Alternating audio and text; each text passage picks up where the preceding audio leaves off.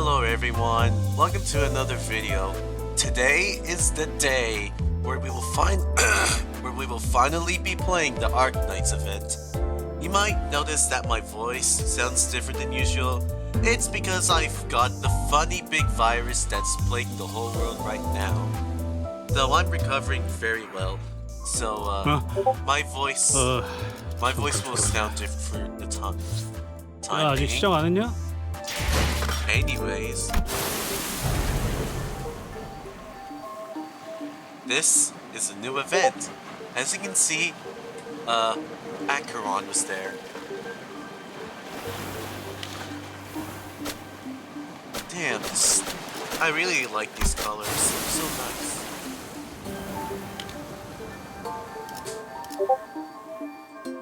Yeah, so this is our very first limited time event. It's going to be difficult as we will be playing on hard mode specifically, but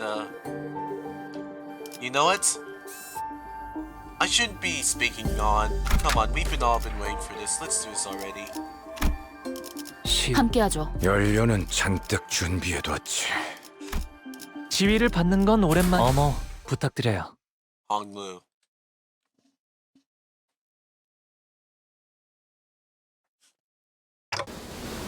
I was exploring the Lberia Corporation branch when my consciousness sinks into the depths. The sense of cognition itself, a concept without form, floats into the shadow of an ever-widening river, swept up in its currents to nowhere.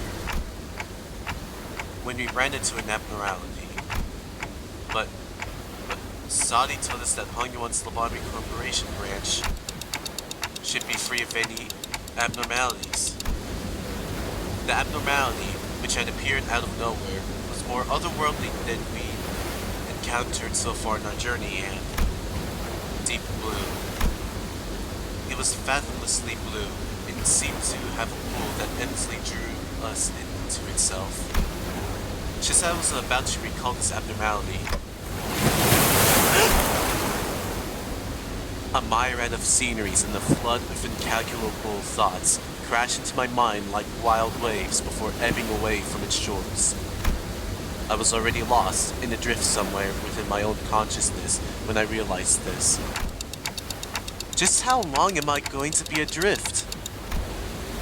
The sensation of my own consciousness floating away is quite the unfamiliar one. I floated about in that strange state for a while. An unfamiliar voice seizes my aimlessly drifting consciousness. Are you Dante?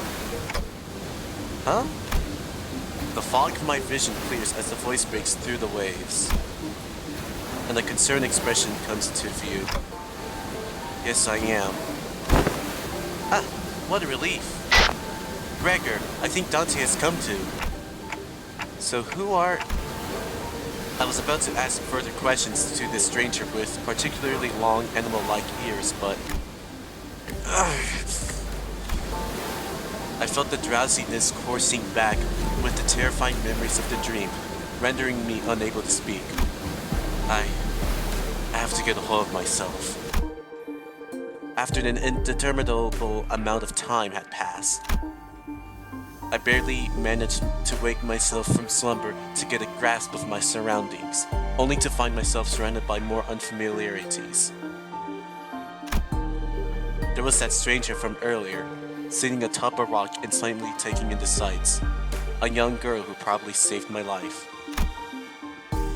Wait, so were those animal ears after all? Okay, that's not important right now. I have to prioritize figuring out where in the world I ended up in. So where? We're standing by the Liberian coastline. How are you feeling? A little out of it, but I'm okay otherwise. Lberia, huh? Yes, we're in Lberia. Well, given that we're next to an ocean, maybe I drifted all the way to Corp's Great Lake? Lberia was an unfamiliar name, but that was all I had to go on. given that the city was still full of more unknowns than knowns to me. I radioed your college when you briefly woke up earlier. They'll be here any minute. I see. Wait, my colleagues? You must have run into the sinners then. The fog of my mind immediately cleared as soon as I realized that the sinners were all nowhere to be seen. Sinners? I think so. I ran into them earlier. They were all looking all over the place for someone with a clock for their head. It was a pretty unique description, so I could tell right away that you were the person they were looking for. So this clock head does come in handy. Manager bot. Dante! I'd woken up in an unfamiliar place to an unfamiliar face, and in the midst of this all-around sense of displacement, the faces that appeared before me were certainly a sight for sore eyes. Gregor! Honglu! Miss Rabbit here told me she found you unconscious by the ocean, and I came as fast as I could, and oh boy, I was worried that something bad might have happened. Glad to see that you're doing fine. Were you lost at sea? I don't know. Well, I do think I'm fine, though. I guess not having any way to drink water's finally come in handy. You should go get that checked out just in case. Wait, your head's waterproof, right? Gregor takes a moment to steady his breathing, then mutters a casual quip as he lights a cigarette. Well, he doesn't seem that concerned. Maybe that we're not actually in that much danger. So, what happened? Where are we? Do you remember entering that Lobotomy Corp branch Zishun told us about? Yeah. Yeah, we ran into a new abnormality and got sucked into it before we even had the chance to do anything? Man. I thought that was it for us, especially with you getting sucked in there too, Manager Bud. But when we came to, despite waking up with our faces down in some ditch, we were all fine without a scratch. Though there was quite the mess when we realized you'd gone missing. Huh. We wanted to search for you immediately, but it took a while before we got a better bearing of where we were. So we're not at U-Corp's Great Lake? Some of us considered that to be a distinct possibility, but that is unlikely. Ishmael was really certain that we were not in District 21. She did concede that we might be in an unknown area within the Great Lake of the outskirts, but that doesn't seem very likely either, given what that rabbit-eared lady there said. The outskirts regions of the Great Lake. I've met all kinds of people all over Terra, but I've never met anyone who referred to the Liberian Sea that way. Terra? Lberia? As I found myself puzzled by these unfamiliar terms, a very obvious question suddenly struck me. Speaking of which, who are you? Huh? Really? You fellas haven't introduced yourselves to each other yet? It's just that it's all I'll take in, you know? It's understandable. You did wake up from a pretty harrowing experience. She is, actually... Would you like to do the honors yourself? I am Amiya, the leader of Rhodey's Island. Please, just call me Amiya. I'm Dante, manager at Limbus Company. I know I'm late, but thanks for saving my bacon. It seems that this Rodeo Island is a very big corporation, but... Gregor trails off ominously and scratches his head before continuing with some mild trepidation. This young lady with the rabbit ears doesn't know what the head is, at all. As far as I know, there aren't any organizations in Terra with the same characteristics as the one Mr. Gregor explained, at least not with a name like the head. Also, sorry, it's Rhodey's Island, not Rodeo. Sorry, Gregor's kind of bad with names. So, what you're saying is that we're not in this city anymore? It'd be weird for any higher up at these huge corporations to know less about the head than we do, let alone be completely clueless about it. Maybe we've tumbled into a previously undiscovered zone of the outskirts or the ruins, probably. Or maybe we've really found ourselves in a completely different world. Huh. If their conjectures is correct, we're in way bigger trouble than I thought. This wasn't like the time we accidentally stranded ourselves in the outskirts via a door in the corridor. Amiya stared at me with some concerns as though she felt my distress. I think I can draw a connection to something else that's happening here. Really? Yes. Recently, anomalous signs and events have been occurring within Lberia ever since a mysterious dimensional door appeared at sea. And it's been said that this dimensional door is connected to something very, very distant, to something we've never observed before, so... Seems reasonable to theorize that the dimensional door is how we've managed to cross over to this world. I've really appreciated Foss's input. Where did all the other sinners go anyway?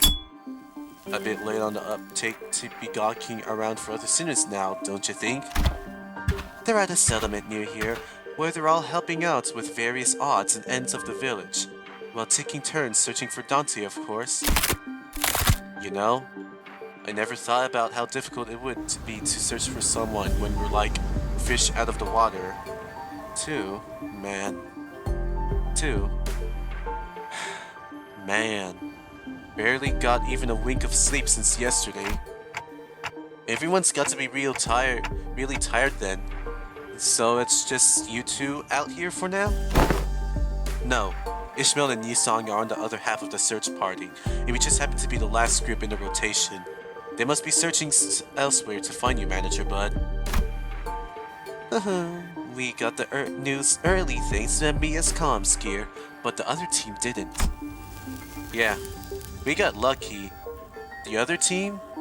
Well, we don't have any way to get in touch with them, so they'll probably continue to search until their shift is done. Oh, are we talking about that village you mentioned earlier? Uh-huh. Right. Have you not been there yet? I guess it's a bit off the beaten path. Well, we're gonna have to rendezvous with the other sinners anyway, so let's head to the village for now. Something seemed to pique Amiya's interest as she fell into a contemplative silence before carefully speaking up. I would like to accompany you there. Sure, I don't see why not. You helped us find Manager Bud, and more importantly, you seem to know a lot more about this place than we do. I don't actually know Lberia that well either, but I should be able to be some of help. They've closed their borders and practically locked out any foreign influences from affecting them. But I did get a briefing before the mission. Closed borders, huh? Then how'd you get in, Miss Amiya? We followed Dr. Kaust's directions and illegally crossed the country border. Illegally? Oh? Does that mean you crossed the border without obtaining any permission, Amiya? We had to cross the border somehow in order to investigate how and why the dimensional door came to be. Huh. Is it normal for pharmaceutical companies to be doing that? Large pharmaceutical companies often dispatch their agents for a mission. Yes, Rhodey's Islands is, in essence, a pharmaceutical company researching treatments for people affected with oropathy. But we also work to prevent and assist in the management of various situations that can occur in the high-risk areas. High-risk areas, huh? Huh? Wait, what about your companions? I doubt you came all the way here on your own. That's, We were forced to split up due to certain forces that were in pursuit. Wait, stop! Amiya's ears twitched as soon as she came to a stop and began scanning the surrounding area. Then, there! As we stood about confused, Amiya, noticing something, pointed towards the seashore hidden behind large and cragged rock formations. What are we supposed to... Huh? There we saw someone wielding a lengthy greatsword, bickering with two familiar faces. Again, move. You're in the way. You needn't worry as you do.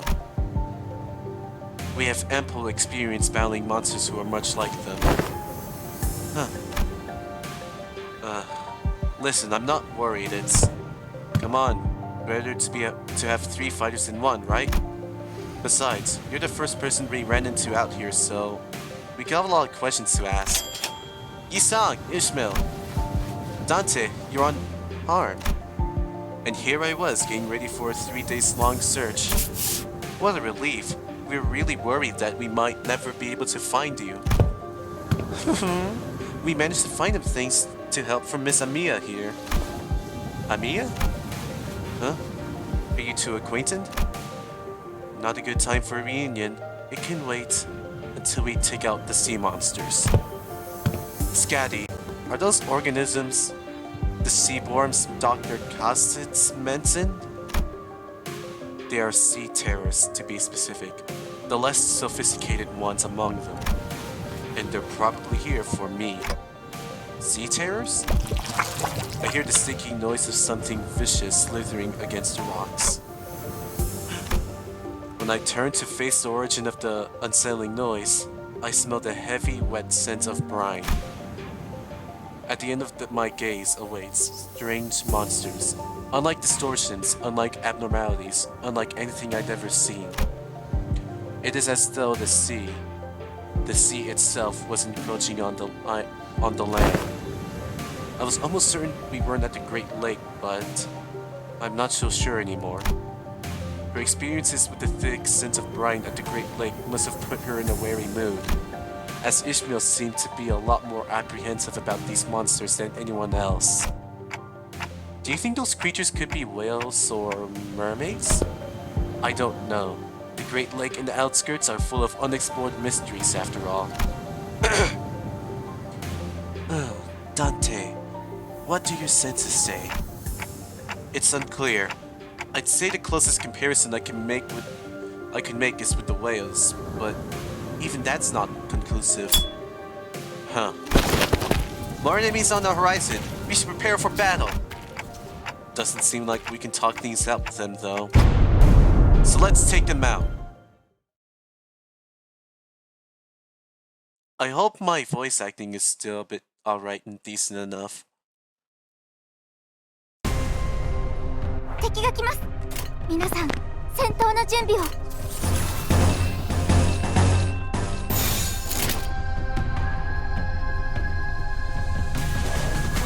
God, they're fucking beautiful, even though the world ending. 화격검. 그 삶에 마침 그래. 敵に対して大きな打撃を与えました。 안길말은 없겠지.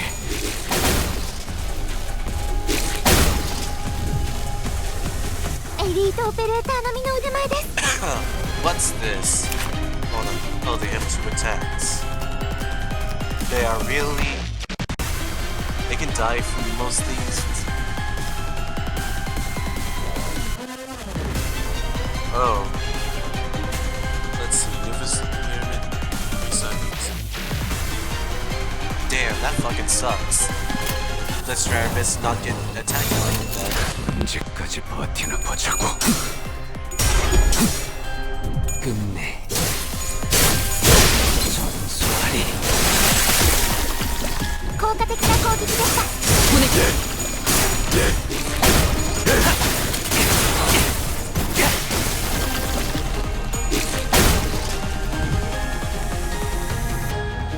囚人の皆さんの状態を確認する必要がありそうです。管理人。 타겟 포착 1시간.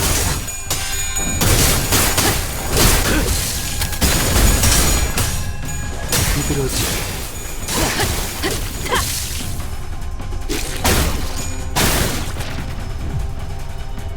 敵は深手を負っています。 언제까지 버티나 보자고.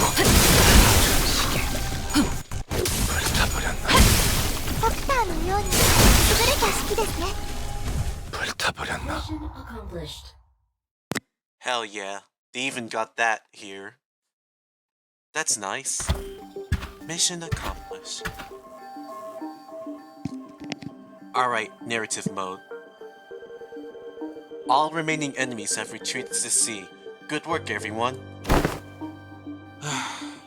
Didn't think I had to deal with anything remotely like this outside the Great Lake. I can say that again.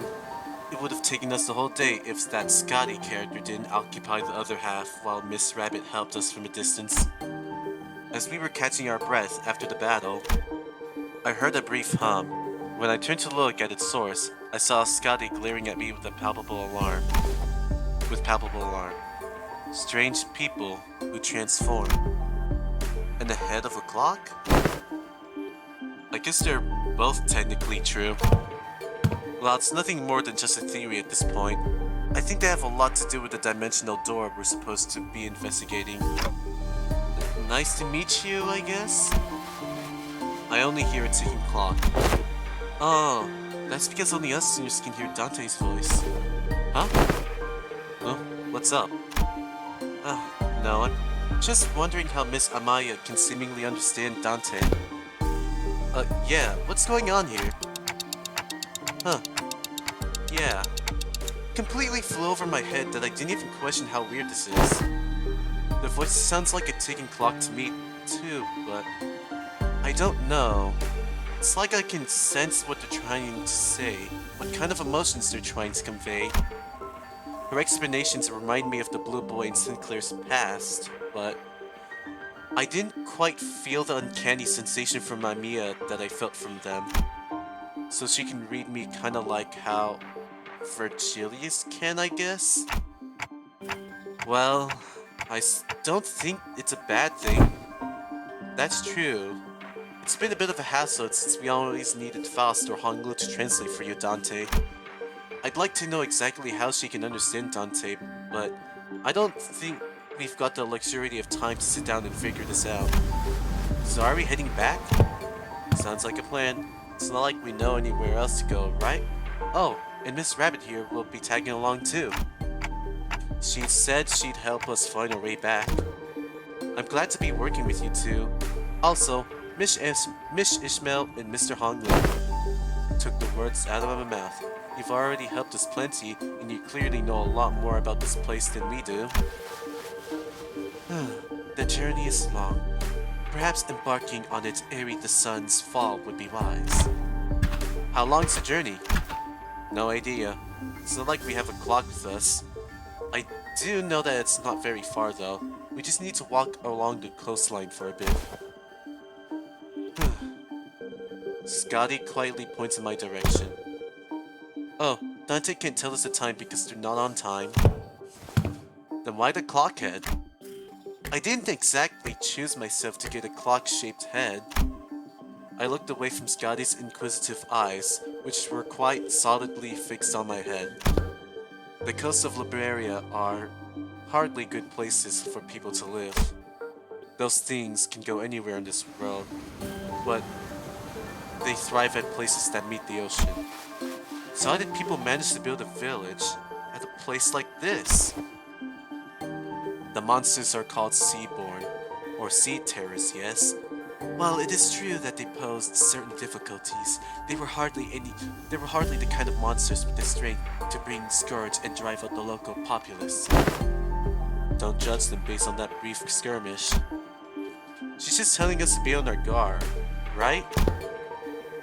Scotty can be a bit curt, but she's not a bad person. I don't think she said anything wrong. Nothing rules out the existence of stronger variants of these creatures being out there. Scotty's concern only served to fan my curiosity, but something about her expression communicated that I probably shouldn't pry, so I quietly quickened my pace as we walked to the village. Welcome to Terra. I like this place. 앞에 나선 보람이 있었구려. 그 어느 때보다 He 뜨겁게 even got the 타올랐어. victory music. Holy 이 건법도 hell. 제법 손에 익은 듯하오. 2EX. My goodness. Cash money. On to... Oh. Well, that's convenient.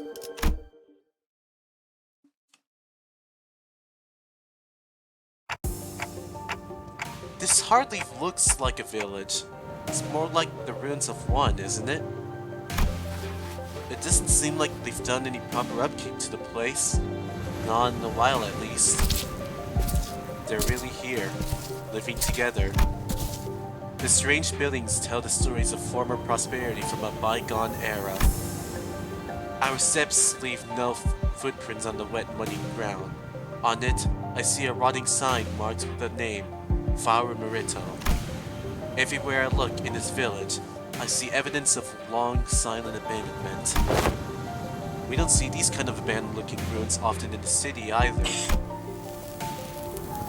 Well, yeah, there's always someone or something out there waiting to capitalize on that free real estate, be it a syndicate or a corporation, and fix it up.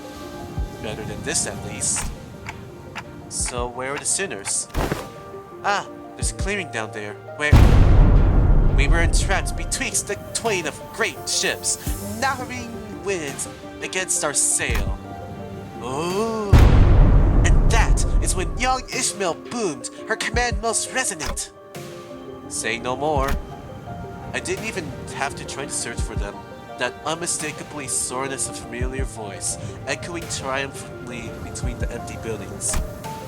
That's Don Quixote's voice when she's sharing her adventurous tales. There she was, standing atop a low podium like an actor on stage, regaling a group of people in rags with tales of our adventure, like a traveling thespian. Answers, ye dogs, oarsmen! Tis... Answer, ye dogs, oarsmen! 'Tis the moment I, Ishmael, the first mate of vessels Persepolis, shall navigate. What? Stop! Hold on. What do you think you're doing? Young Ishmael, unhand my mouth, for I was just about to regale them with the most fantastic tales at the great Manager Esquire. Verily, thou hast returned with Manager Esquire safely in tow. Sorry. What? They found Clockhead? A burning clock for a head? When I was a child, I heard a story about a legendary scout with a flaming head. Sakars. Why would someone like that visit our humble village? Huh. While the exterior may carry elements that inspire fear in some, there was no cause for alarm.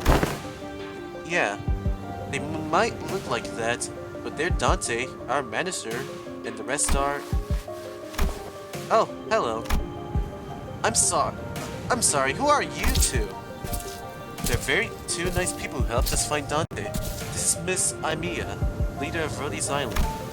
And this is Miss Scotty, their operator. They'll be coming along with us for a little while.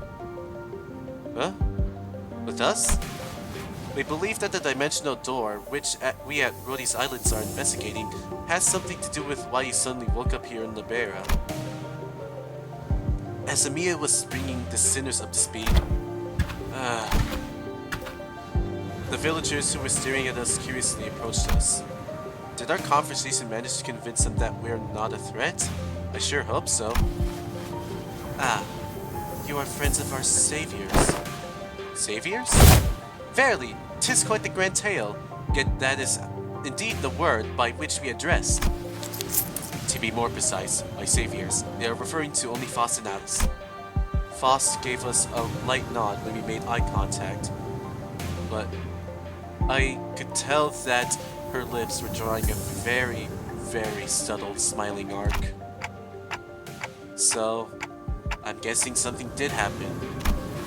They were quite mistrustful upon our initial arrival. What business do outsiders have here? what if they're from the Inquisition? Oh no, oh no. What do we do after we went through to get here? Calm yourselves, everyone. None of them are carrying what appears to be their scriptures or lamps. Let us first try to see who they are. Man, I don't think they're gonna trust us anytime soon. Dralo Curmudgeons. Let's STNC and then PTSD. You can't do that, Ryoshu. We can't pillage your storage depots. It looks like they already have it hard enough as it is. I don't think STNC is a good way to get started either. Should we just find help elsewhere? Just look how thin their arms are. I don't think they're in any shape to help us out. Perhaps we can inquire as to our whereabouts ere we decide to our lodging. While the landscape is certainly reminiscent of U-Corps, but I don't recall seeing or learning about any place that looks like this. Though I can't say I've been to every corner of U-Corp. I ask again, what business do outsiders have here? Their fingers are tightening around the grips of their weapons. Prolonged silence will most likely turn this into a hostile encounter. We can't have that! Hi, we're from Limbus Company. We're Fixers of Justice! Yeah, that. Fixers of Oi, don't you know when to keep it down? Fixers? That over there. It's a ship blueprint, isn't it? Are you looking to repair a vessel by any chance? All these construction materials seem to suggest though. Chief! This does not concern you. It's not something a mere outsider can understand. Curious, I've never seen an energy source like this before. Have you run the test to rule out any stability issues? It seems to power the heat exchanger via some sort of method comparable to the utilization of fusion energy. Have you any thoughts on this, Miss Faust? The general design structure is somewhat old-fashioned, but there certainly are inspired parts to the design, particularly with the usage of the core energy source. While its stability would need to be further studied, this technology seems to be incredibly energy efficient. You identified all of that by merely glancing this by merely glancing this blueprint? You must be the village chief then? If so, I have a proposition for you. In return for assisting their ship repaired, we were promised a ride on the vessel. Miss Faust has theorized that perhaps, by going out to sea, we may be able to find a way to return to whence we came. Does that mean we can find a way back somewhere out there in the sea? Nothing is certain yet, Dante. At this moment, we are working based on a hunch. A hunch? Sensing the implicit omen in her choice of words, I slowly turned around to look at Faust, who nodded sullenly in response. If we were in a really different world, even her Gesellschaft has to be. No issues were encountered in the repair process. Faust smiles faintly as she looks around, then she pulls me in by the hems. She whispers in a low voice. My connection to Gesellschaft is currently operating at suboptimal level, Dante. So it's still connected at least? Indeed, it is. However, even exchanges of simple information are taking up to dozens of hours by current calculation. Is this a warp train situation because we're in a different dimension? The cause should be identical. We have been connected to an unidentified, unpredictable dimension. However, Faust is aware that the pathway to our original dimension is yet to close this time, unlike the situation back aboard the warp train. So to get back to where we came from, indeed, traveling through the pathway is the most feasible solution. And from that, he came up with the whole plan to repair the ship and sail out to the sea? Yes. Well, I am also a genius, after all. Amiya conjectured that we probably came through a dimensional door of sorts. Looks like that dimensional door might be what Foss is looking for. With high likelihood, yes. At least there is a way back. I find myself calming down a little. Oh, speaking of which, when do you think you can wrap up the repair job? As fortune should have it, a majority of the time-consuming parts of the repair have already been completed by the locals. It shouldn't take us more than a day or two to get its core parts ship-shape again, Executive Manager. We'll be staying here a few more days then. How did you manage last night? Well, like I said earlier, we've been keeping ourselves busy by looking for you this whole time. We took turns helping with repairs and resting, but I doubt any of us got a proper night's rest. Still, we weren't cold, thanks to the villagers who kept the fire going for us all night. Not to mention how they helped us with a ton with that local map they drew us.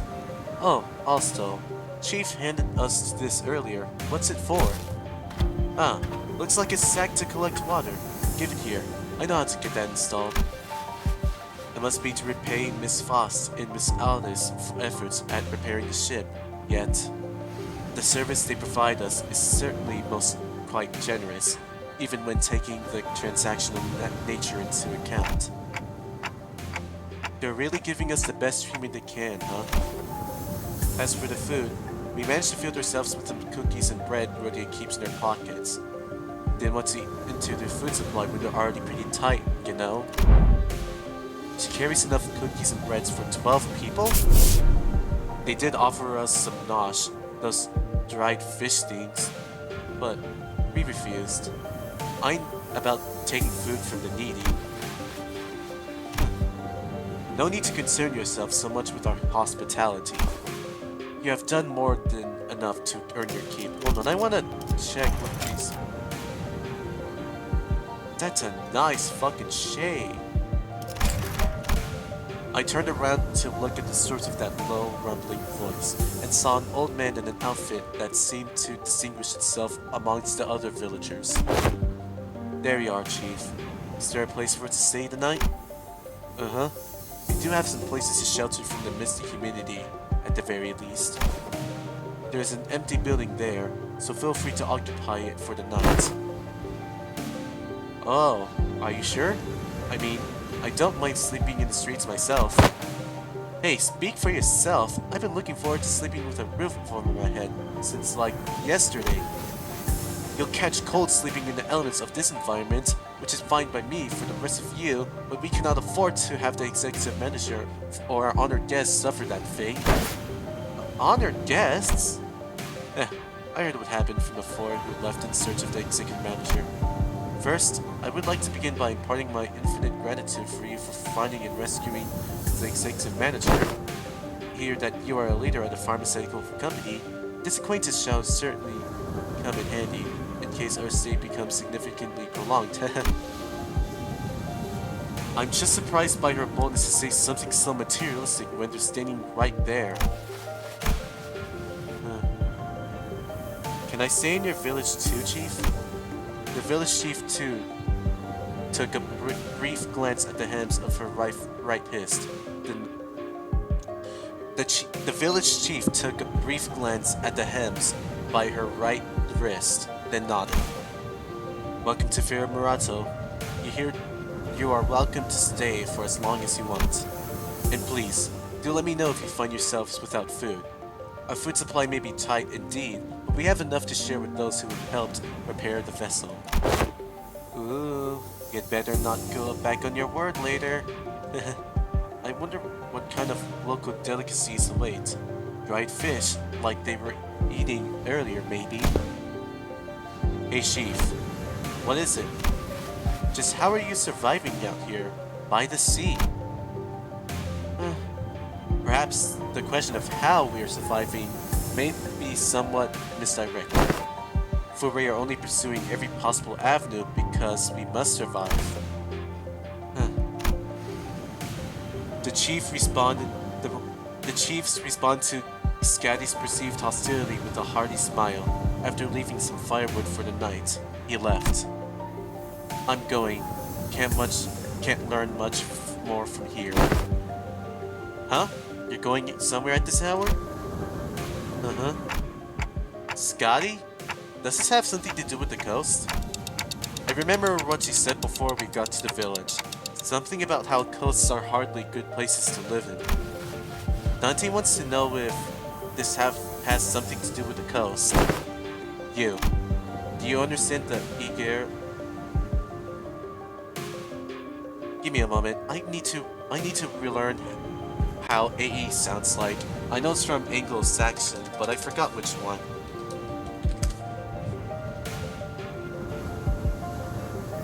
Oh, that's from Latin. Hold on.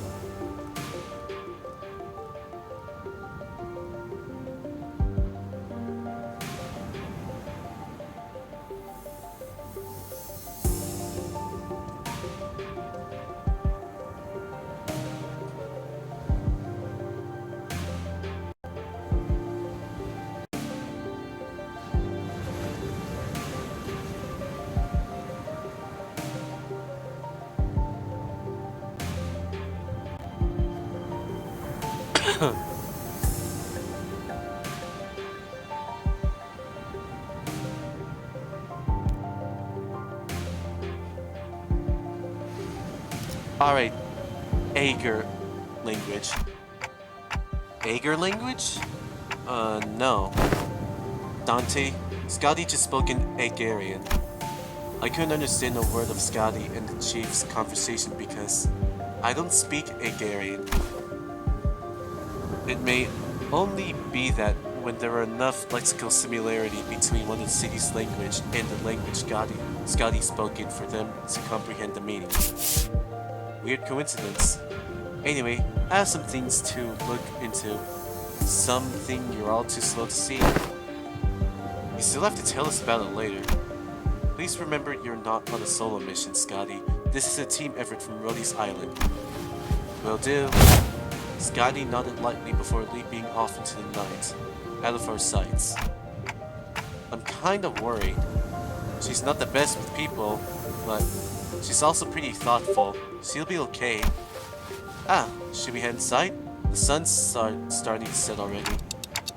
Oh yeah, we can probably just pick an unlit building and stay the night there, right? Trying our best to ignore the mood that was starting to turn awkward, we made our way into a nearby unoccupied building. Oh, it's a black screen. I wonder why. Is it because this event will be deleted soon? I do not know. Terra. aka Alternate Earth. We walked past a few narrow buildings and remnants of narrow buildings before we came across a hall large enough to house all 15 of us or so. All 15 or so of us. Okay, now we're ready. With the curtains on the windows removed, the smoke has an exit. Whoa, I thought we were doomed to shudder ourselves to sleep with the soaking wet firewood and all. I had no idea that would work. We just have to get a small fire going underneath it until the wood dries up and catches fire. The downside being all this smoke. It's clear that she has some field experience, unlike some fools I know. I shan't sit here and let her carry the burden of labor alone. Beneath upon me thine ingredients, young Rodion, for I shall conjure thee a pot of special fixture soup. You're making soup with cookies and jelly? No, no, no, you're not getting anywhere to kitchen again. Not after what you cooked up last time. Well, I must admit, to a certain level of interest, as many of our fellows Visera are oft racked with intense agony upon indigesting dishes of your making, perhaps it would be wiser to save the occasion for a safer environment. Right? Don't you remember? We agreed to leave cooking to Marisol or Otis if we were ever in a situation like this, remember? Did we? See? I think it's become some sort of unspoken rule after everything that happened. Remember, back during last year's cooking contest at K-Corp? There were only 2 people who managed to get remotely positive reviews. Oh, does that mean we'll get to try Otis cooking once again? Deny. We still have plenty of high-calorie foods, like cookie and jellies here. I find no reason to do something so inefficient. I'm glad to see that everyone's still energetic, given the circumstances. It can't be easy to suddenly wake up in an unfamiliar environment. Well, we're all quite used to getting thrown into unfamiliar places. Speaking of which, did you manage to reach your colleagues, Amiya? She shook her head, concerned. They might have lost their comms devices, or maybe they ran into some other trouble. Could they be in danger? I don't know, but I'm sure they're okay. The doctor, Dr. Kaus, they're both more than capable enough to look after themselves. Alright, so the thing is, about the story, about my current experience in Arcs Knight, I think I only got to the part where Faust, alternate Faust's gang is searching for this girl, and the commander searching for this oropathy infected girl are related somehow. That's how far I got. But yeah, that's how I didn't do much of the side. I did not do most of the story yet. I'm just right there for now. So my information is limited, but I feel well knowledge on the subject. Except for the Seaborn, I had to learn that through a YouTube video or a Reddit post. Anyways, long have this curiosity lingered with me. Thus, allow me to inquire. Corporations are, by their nature, organizations in pursuit of profit. Yet the activities of your corporation resemble those of charity organizations, as opposed to a pharmaceutical company. Is there aught that might explicate this blurred distinction? Aha! I wanted to know too.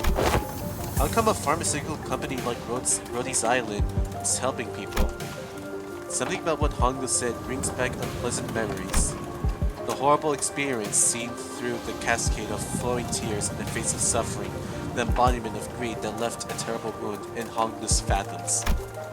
The pharmaceutical companies I've seen in my journey were corporations that, despite possessing the capacity to heal, choose to obsess over the profit it can provide. There are many in Terra who are suffering from a disease. The disease crystallizes you. It spreads deeper and deeper into the infected's internal organs, eventually accumulating in their death. It's called oropathy. Amiya showed me that the back of her right hand, dotted by what appeared to be obsidian crystallizations. Its appearance reminded me of the bile treatments from the back streets, but there was something more to it. Something more restless, more sinister. It's a terrible, painful disease, but there haven't been any recorded cases of full recovery. But there's an even worse problem. Pray tell, what could possibly be worse than an incurable deadly disease? While it varies region by region, discrimination against the infected is widespread across the Terra. Those who suffer from it must face unfair treatment. Yisan began with a dark expression. Some are quarantined in places with terrible and inhumane conditions, and there have been massacres too. I don't mean to be callous, but is oropathy highly contagious? No, there have not been any recorded cases of infection by contact, as long as the subjects are alive. But when the infected dies, the crystal growths on their body decay and turn into dust, scattering, which is what spreads the plague. Lberia environments like active battlefields where casualties are expected, staying within close proximity of the infected in daily life seems to pose hardly any risk. So what's the problem then?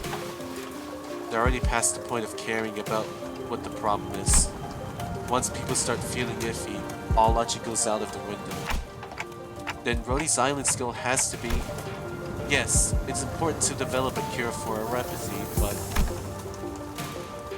I think what really matters is that we change the circumstances for the better for the infected. That's not going to be an easy endeavor, though. that is what gives your effort more meaning, of course. I hope you can achieve that goal, Mia. I really do. Poor Truth. Sorry. That was so shitty. Anyways. For Truth. The city. This world. We both live in worlds full of surprises, don't we? What kind of world did you come from? The city. What kind of place is the city anyways? The kind of place with too many pointless rules. The kind of place where the moment you think, is this too much? You see something even worse. Try as I might, I couldn't think of a single positive thing about the city. The students seemed to be in agreement, as most of what came after was quite scathing. The kind of place where good deeds are rarely ever go unpunished. Where sympathy is a good attitude to have if you like getting stabbed in the back. Nothing good ever works out there. It's a shithole. It's an irrational place, full of absurdities. Absurdity isn't omnipresent. Therefore, it is not a subject by which one should be agreed. We can at least grouse about them though.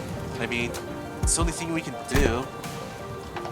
It would be more correct to experience more and acclimatize oneself to it instead of complaining. You did say something like that last time. Huh. Just as the mood was starting to turn rather sour, Don Quixote's shout shattered through the awkwardness. Fairly, nary a day goes by untarnished by villains and their fell deeds. Yet worry thee not, for where evil riseth, so the victors of justice too. Don Quixote jumped from her seat and passionately shook her fist, which was followed by a heavy crack and the sound of small pebbles tumbling down.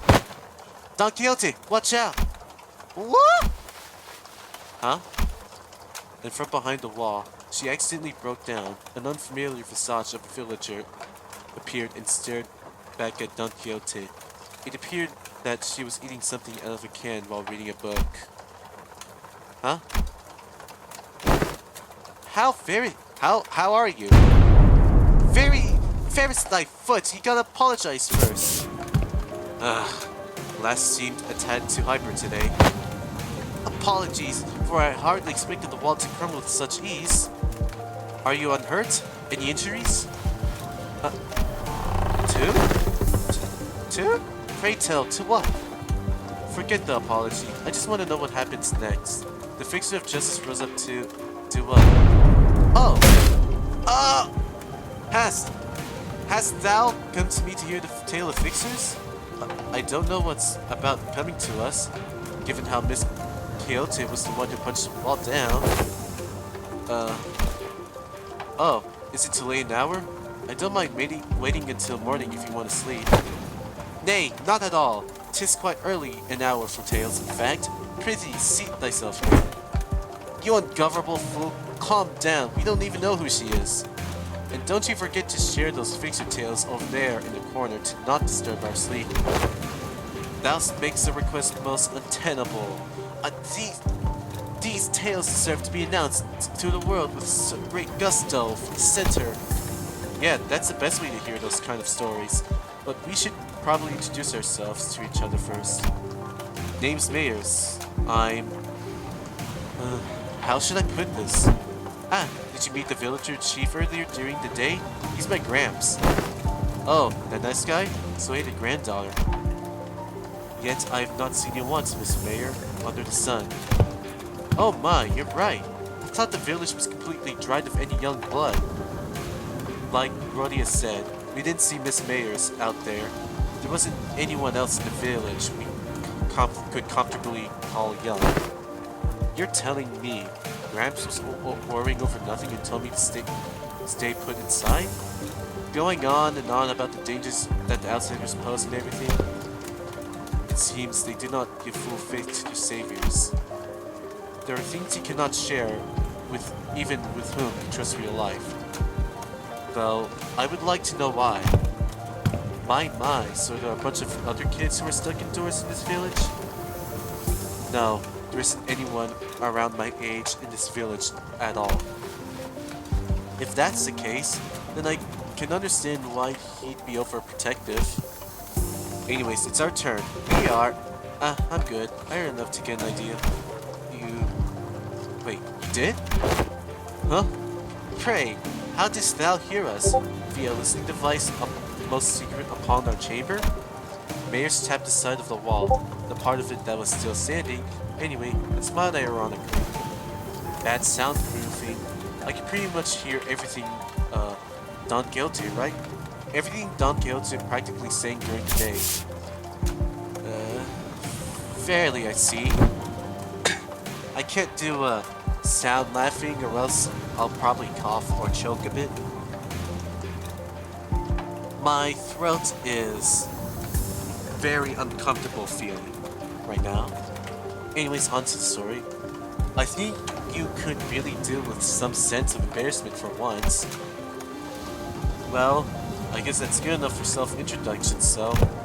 Care to regale me with the tale of the fixers who bring justice to the evils of the city?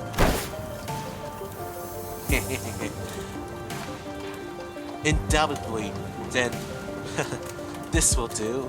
I will regale thee with the tale in which the legendary fixer, the arch magnificence herself, the Red Mist, hath... I suppose that killed any hope for a good night's kill.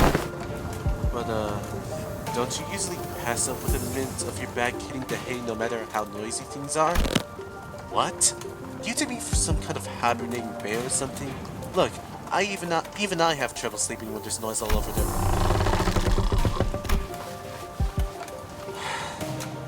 I'd say bear in hibernation is a pretty apt descriptor. For all that grumbling and moaning, he dozed off before any of us did. Aside from Heathcliff, who began snoring the moment his head touched the ground, some other sinners were fast asleep as well.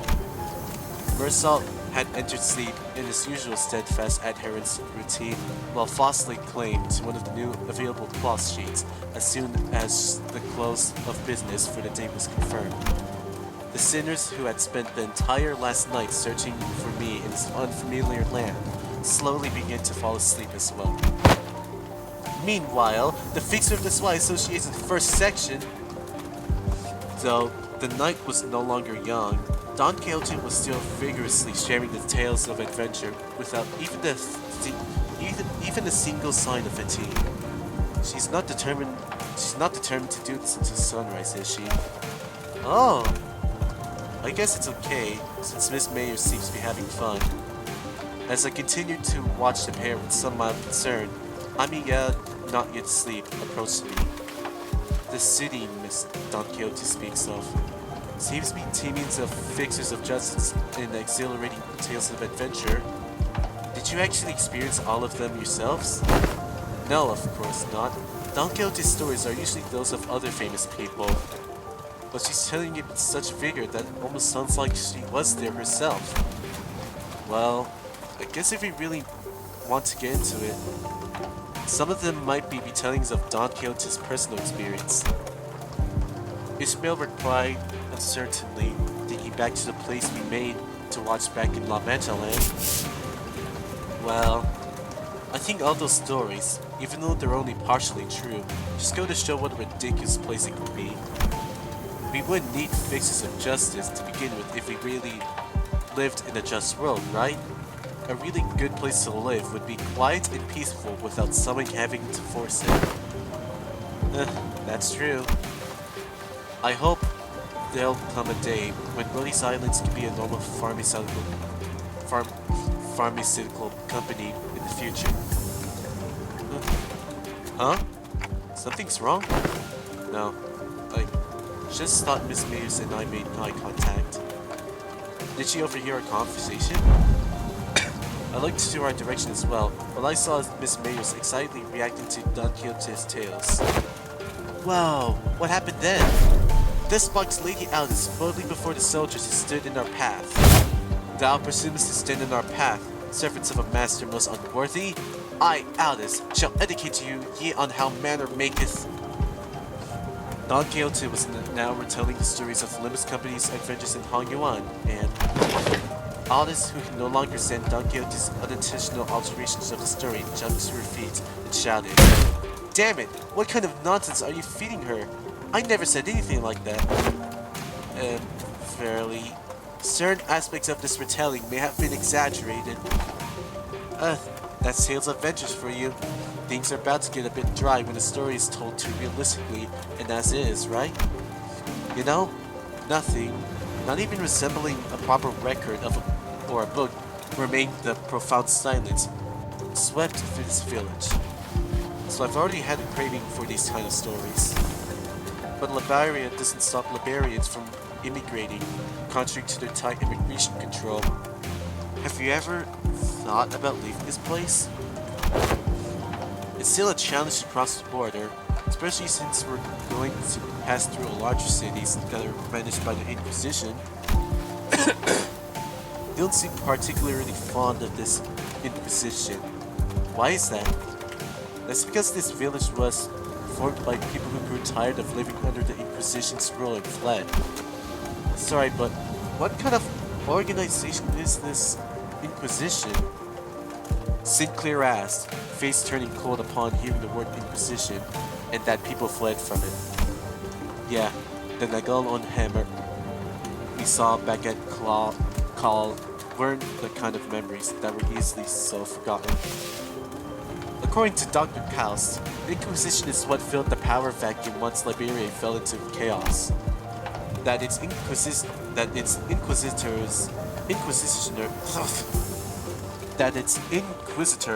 are the rapier and lamp-wielding protectors of the Liberia cities from lawlessness. That alone makes them sound like good people, though. Yeah, they are, but there's the Church of the Deep.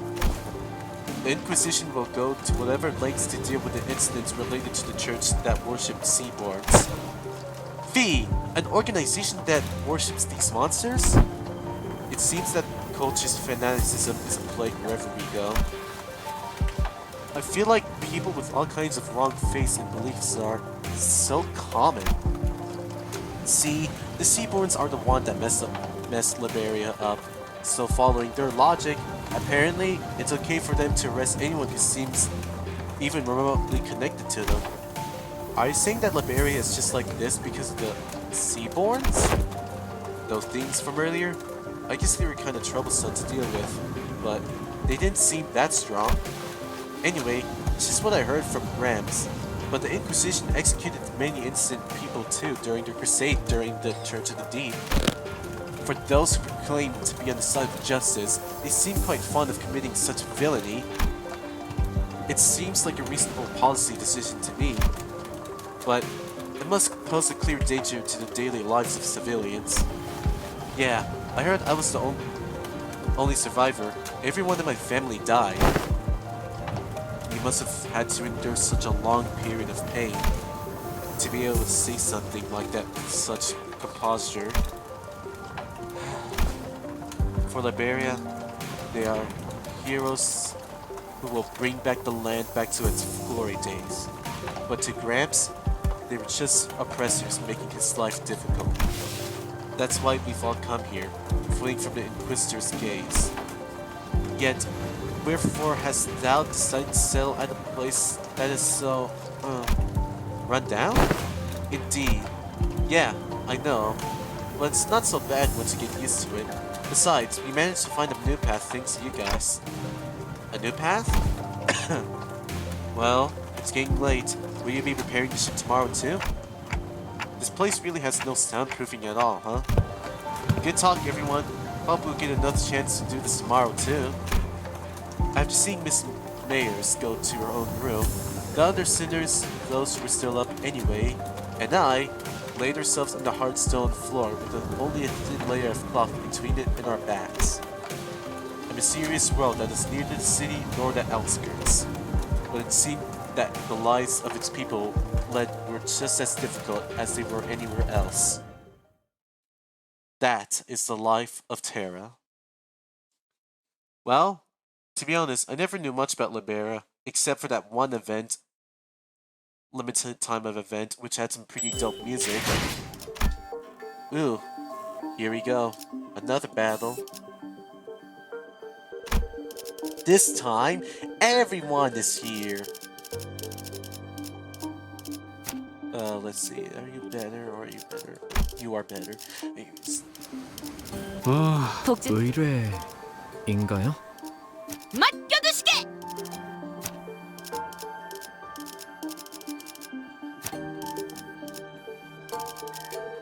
Yeah. No. Alright. I think we're ready. 복지처. 허전. 잠깐만, 천천히. Hohenheim. It's so big! Amazing. I didn't know there were remaining vessels of this class in Lberia. Haha! I SB her name here. This is called by the name Rebellion de las Masses. Rebellion de las Masses. Revolt of the Masses, is it? A name much very mired in particularity indeed. Hongnu chimed in that he was rather fond of it, with its size being about the same as the boat from his home, while Ishmael quickly jumped in to correct us that its size alone wasn't anything special at the Great Lake, but it was still pretty big compared to Mistepheles or the Indigo Elder's skiff. I thought it was going to be somewhere around Mistepheles' size at most.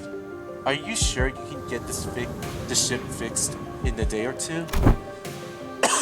As I briefed you yesterday, the great majority of the time-consuming repairs had already been completed by the villagers. The extent of our repair efforts only concerns a few components within the vessel that the villagers could not repair, which shouldn't take us much time. Unless parts that are unfamiliar to Faust are also malfunctioning, such as the core engine, remaining repairs should be sufficiently managed by Faust. Despite Aldous' confident declaration, I cannot help but feel oddly unsettled as I looked at the ship. I don't know why, but something tells me we don't want to linger here for too long. Still, please be thorough about it, just in case. I'd rather not sit on a sinking ship again. The experience at the Great Lake was enough. Do not worry, Dante. Unlike Mistepheles, most functions of this vessel, buoyancy gear, propellers, steering gear, are all in operational capacity. This repair should be much easier than the case with Mistepheles. They seem confident enough. We should be safe this time around, yeah? Are you taking that rope to climb up to the ship? No, there's a lift-like apparatus down here. It should take us up to the ship. Its stability was verified yesterday. Let us board the lift. You're on 100% certain, right? The boat is afloat right now, Dante. I don't think it'll be sinking anytime soon. Wouldn't that be nice? Oi, are you two just going to flap about down there? We're heading up now. No, we're going with you. As I made my way to the vessel's bridge, I was greeted by the extravagant interior that was gaudy as its exterior. This isn't real gold, is it? Sure is shiny as heck in here. I got butterflies in my stomach. Huh. A.S. Aesthetically satisfying, she says. It fucking is. It rocks. I like the hologram. It's so fancy. Damn, I should really play it more art nights when I return to it. But too ostentatious. Not quite my style. Our young Mephi is quite the excellent vessel. Yet imagine the adventures we could embark aboard this vessel most lavishly decorated. As Faust and Aldous were working on one of the control panels, Ishmael walked up to another and interfaced with it before giving a knowing nod. This must be an investigative or research vessel of sorts, but it does seem a bit extravagant for one of those though. Look, coordinates. Updating real time it seems. The coordinates seem to have been set somewhere out in the middle of the ocean. Maybe it points to a small islet? Islet? Nope, no islet there. What? Blimey, lass. You sure know how to sneak up on people. Mayors? What? Did I actually surprise you? I did ask if you guys were gonna come fix the boat today. Still, I didn't know you'd be here. Huh? Why are the coordinates set to this location? There are several undersea cities beneath those coordinates, collectively known as Aegir. Graham's home. I see. Understood. Huh? What was understood, if I may ask? It is now understood why the promise to repair the ship was sufficient to earn their trust and the title of saviors. What's she on about? Something gonna translate? Consolidating and cross-referencing the observed particular circumstances of the village and the statements of the village chief, alongside information garnered from the exchange with mayors, it's possible to gauge the significance of the ship repairs has to the local populace. Of course, while this may constitute a sequence of logical connections that poses a certain challenge for Heathcliff to comprehend, to employ any degree of effort to attempt to explain it in more digestible language will constitute a pursuit of an inefficiency. Lower the baton, I implore you. I shall explain in full. I was wondering Miss Smartass would start gabbing like that again. So what she's on about? Heathcliff's shoulders were relaxed. It didn't seem like he was actually going to swing the bat. He placed it lightly over his shoulders with a sigh. A brief observation of the village seems to suggest that their subsistence situation was quite dire. Much of their daily sustenance consisted of dried food, most of them laid for long-term storage purposes. Considering what Scotty said about how coastal areas are full of danger, maybe those dried seafood aren't from around here either. Maybe it's food they packed when they first came to Fair Murito? Some villagers were armed, yeah. Those sea terrors weren't exactly that formidable, but given the state the villagers are in, I doubt they have an easy time repelling those monsters. Indeed, and that brings us to the question of sustenance. Right, I get what's going on here. The lass and her granddad are about to visit their hometown, and they're trying to get some food supplies from there to feed the villagers, and convince them they're planning to use the fact that they're from the same neck of the woods, or sea, I guess. Oh, so we're not just repairing the ship, we're repairing the food supply plant too. Huh? What's wrong? It's, while the expressions were rather crude, Heathcliff's summary of the situation was clear, to the point, and easily understood. The listener stared at him with mild surprise. And I did too. What's with them annoying looks? Wait, oh, you saw it. You don't think I'm that dim-witted, do you? Heh, Tom Knott's intuition. It's just that. It's been a while since you've shown this side of yourself.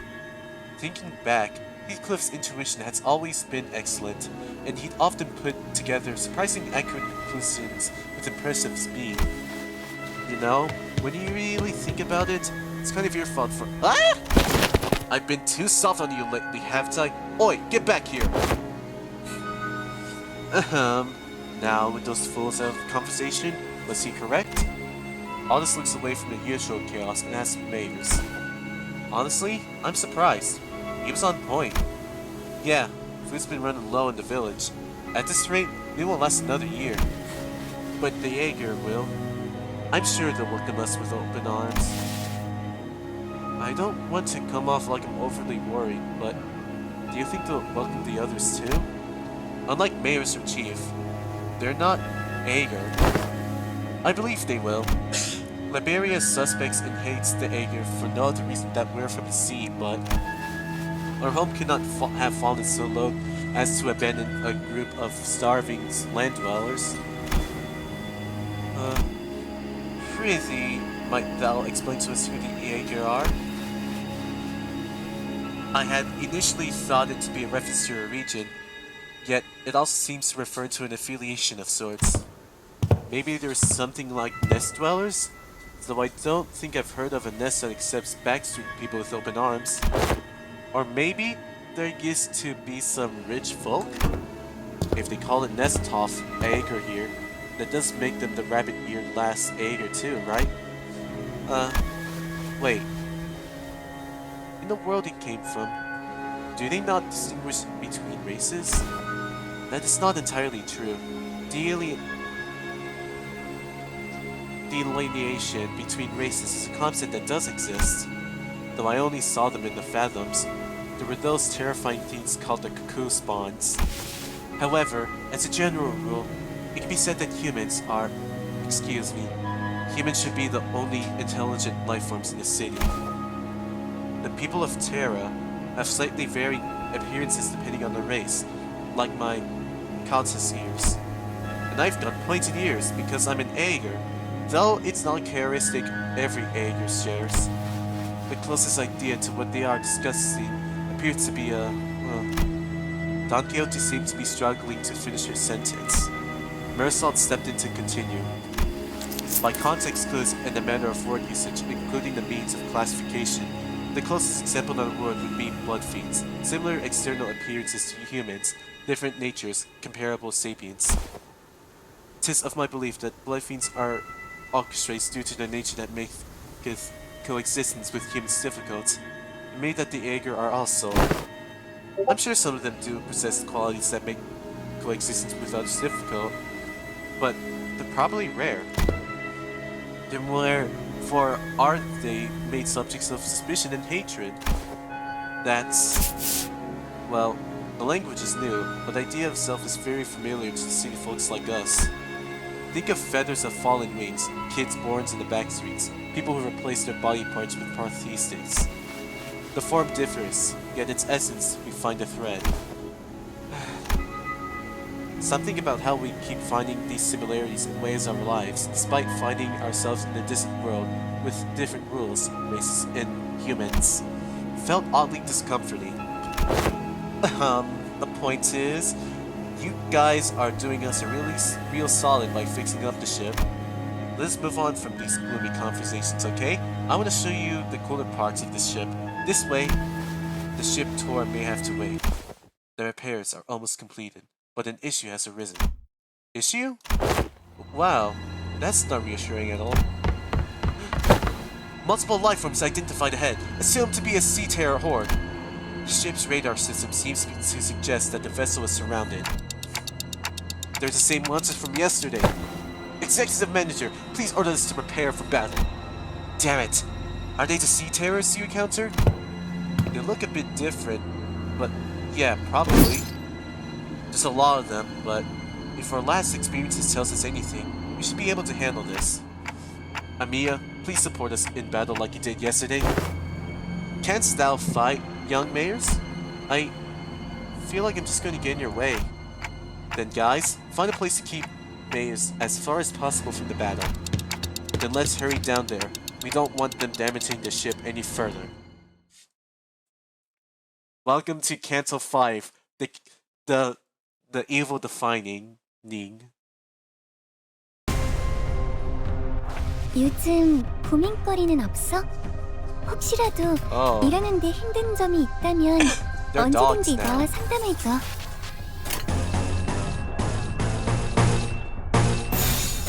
당신의 판단을 I have 따를게요. faith in you, Sinclair.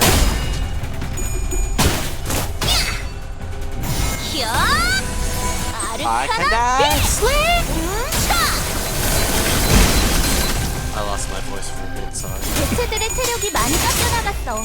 괴로워하는 게 느껴지지 않아? 그게 계속 나아가보자. 관리자님은 당신이 생각하는 것보다 대단한 능력을 갖추고 있다고 제가 늘 말씀드렸죠. 만만찮겠군. 저는 언제나 점만 오만을만 한답니다. It is a shame that I have to expect 깔끔한 my 헤드샷. their logic 단독 without 공격은 that, 좋았어. but 이대로만 계속해보면 좋을 텐데. oh well. 효과가 굉장히 좋아서 This is just one battle 이국적인 anyways. 피해량인 것 같다. 뭐 또 대단한 일이라도 하신 거겠죠? 전수하리. 네, 잘 들어갔네요. 크게 의미 있는 성과는 아니지만요.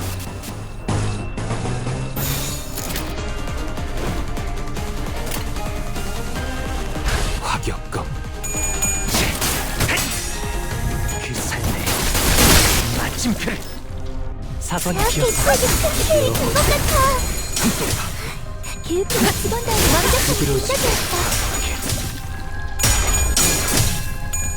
한만 Oh yeah, the sea 그들의 terror 세계 치명적인 손상을 입히는 데 if I remember correctly. 앞으로의 So, 전투 이대로만 부탁드리겠습니다. basically, imagine the Terminids from 끝내주겠어. Helldivers 2 except they were the Illuminate instead.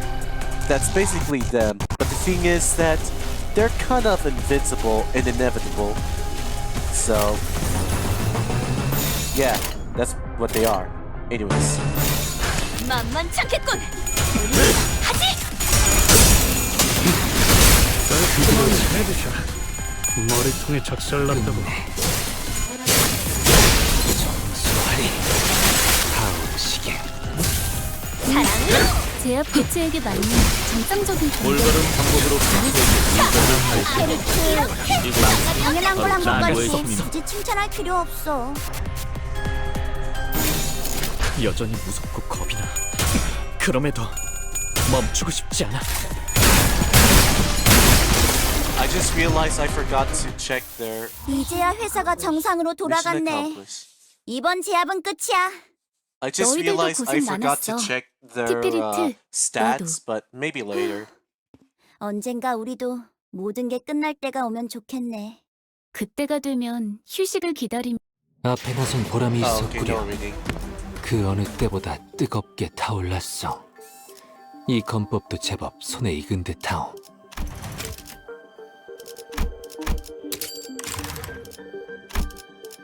발목 잡지 않도록 최선을 다할게요.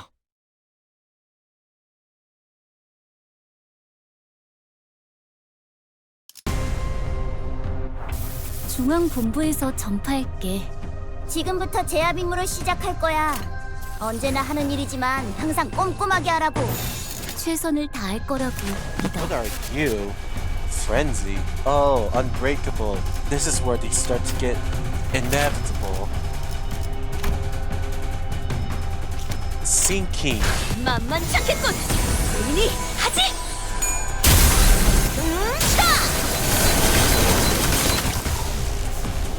방금 건 제대로 된 공격이 아니었는데 혹시 너희들 중에 매뉴얼을 제대로 안 해본 사람들이 있는 걸까?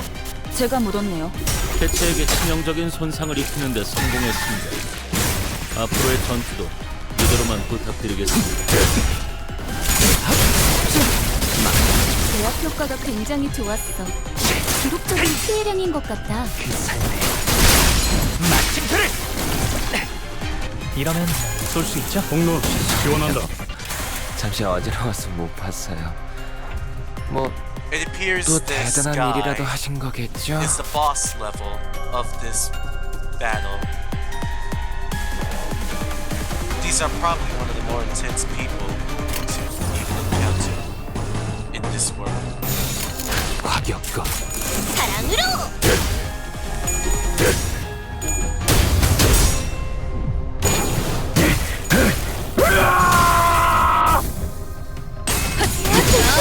그만 해주셔.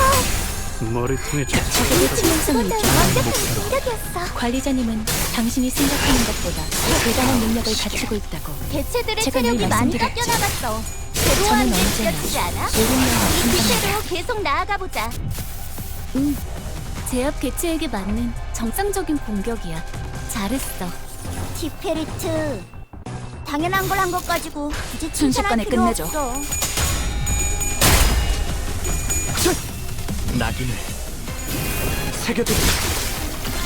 효율적인 대처로 개체를 꿰뚫었습니다. 참고로 기계는 입에 발린 말 따위 쉽게 하지 않아요. 흐드러지게.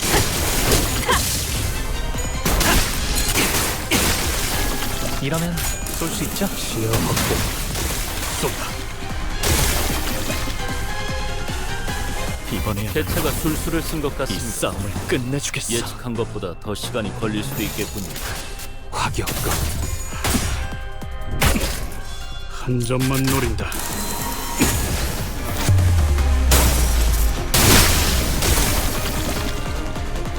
올바른 방법으로 개체에게 일격을 가했군요. 이것이 바로 이 정도 아니야? 남길 말은 없겠지. 보냈고 흐드러지게. 다음 목표로. 조금만 더 힘내자. 이제 정말 개체의 제압까지 얼마 남지 순식간에 않았어. 끝내죠.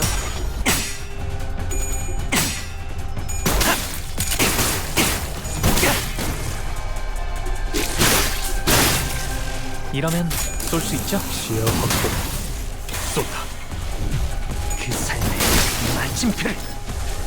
방금 했던 공격은 매우 효과적이었어. 하지만 아직 부족해. 끝내. 다음 공격은 더 잘할 수 있도록. 먼저 빠진다. 이제야 회사가 정상으로 That took a 돌아갔네. while. 이번 But we 제압은 passed 끝이야. through. 너희들도 고생 많았어. 티페리트, The remaining entities have all returned to sea. Is everyone okay? It was just like our last skirmish. Sea terrors that had surrounded the ship returned to sea even before the battle came to an end. And the retreat felt too orderly and deliberate to be just running away. It's almost like they're making a tactical retreat. We are doing peachy, but what about the ship? Faust, is the ship okay? Minor damages to the hull, but nothing that will impede the ship's operational capacity. Phew! So, I noticed during the battle, I may be wrong of course, but I think I noticed how around the end of the battle, those monsters were starting to go after the manager?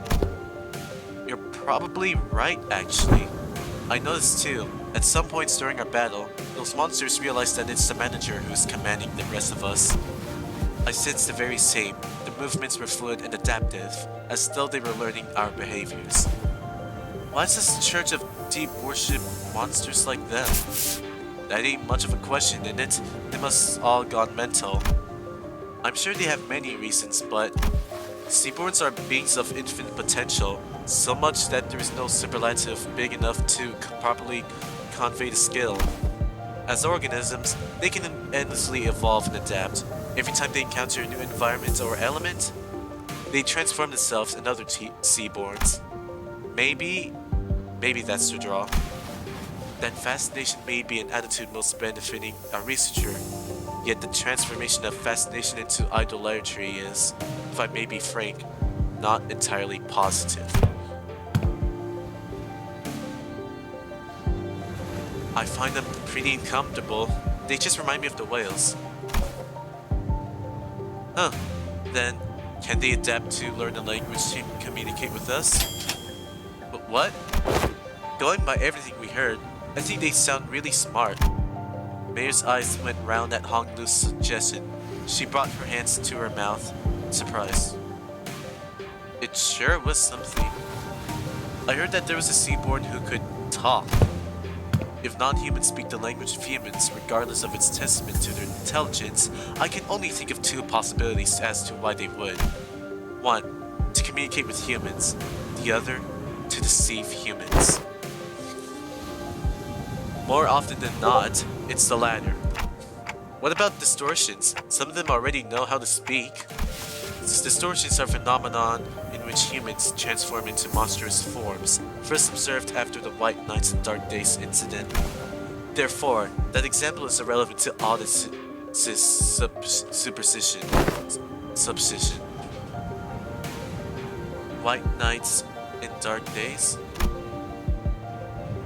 She whispered quietly, but as we were standing rather close to her, we all caught on to the hint of joy in her voice. The pillar of light in the city. Did it really? How have you come across this knowledge, Miss Mayers? Oh, that's... Ain't it obvious?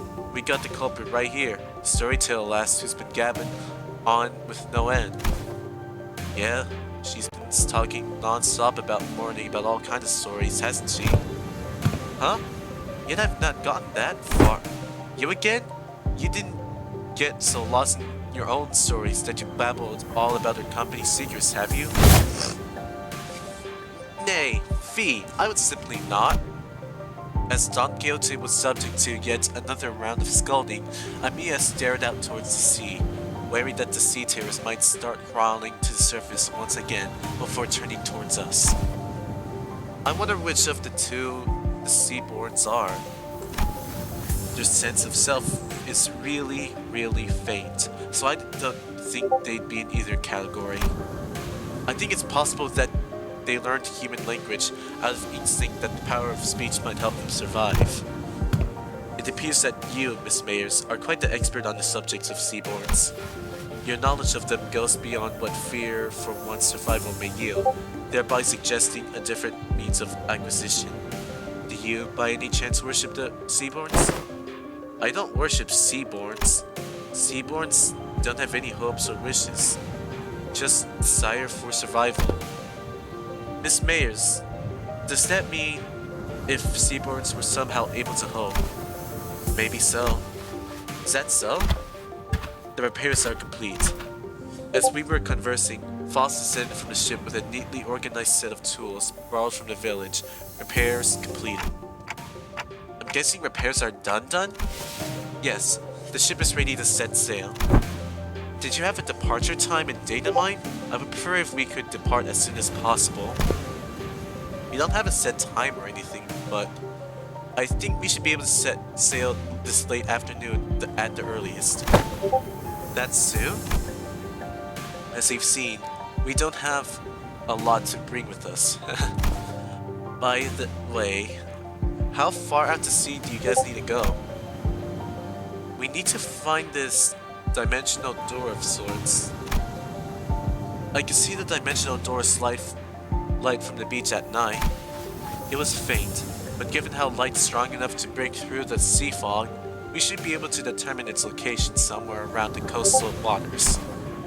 So, we can go back tonight? The first order of business is to relay this news to the villagers. Yeah, back to the village for now. God, it's so fun reading and doing all this stuff. Oh, you can see the city right here. That's interesting. It's been an hour and a half already? 그 정도 Sheesh. 화력으로 우리 사무소를 막을 수 있을 줄 알았냐? 저놈들 무기까지 줘서 철수하자고. Oh, the Inquisitor. Nagal on Hammer. What, 14? Oh, wow. That's like one extra for an interval, right? There's something going on in the village. Yeah, I hear it too. I'm hearing people shouting and hollering. When we returned to the village, ship repairs completed, we were welcomed by a rather hostile standoff. A quick count told me there were approximately 20 people assembled at the village square. Considering its population, that was pretty much the whole village. Who's that over there? Inquisitor. I think we've been found. The Inquisitor, dressed in a well-kept uniform, was about the same height as Don Quixote. The sword in the lamp hanging from her wrist sits in stark contrast with the more run-down, ramshackle village. She almost looked like a fixer from the city. So the Inquisition has discovered our village. Do you really think that you could forever stay out of the Inquisition's gaze, citizen? That is a naive dream. Fabius disappeared from the Inquisition mid-interrogation under the charge of suspicion of the membership within the Church of the Deep. Huh.